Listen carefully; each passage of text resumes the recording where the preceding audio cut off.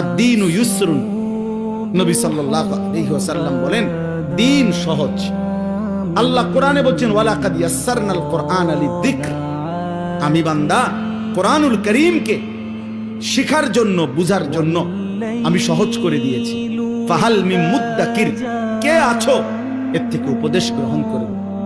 তাইলে প্রিয় ভাই আমার, বাপ আমার, ইনসাফের সাথে আপনারা, আমি কিংবা আপনি, যে বা যারা আমরা প্রতিনিয়ত আল্লাহর নাফরমানি করতেছি, আল্লাহর হুকুমের বিরুদ্ধাচরণ করছি, কেন বলেন? কেন? যারা এক ওয়াক্ত নামাজ পড়ে না, কেন পড়ে না? কেন পড়ে না বলেন? যারা হালাল খাচ্ছে না, কেন খাচ্ছে না? তার জন্য এটা অসম্ভব নাকি? তার জন্য এটা অসম্ভব মনে হয়েছে? না, অসম্ভব।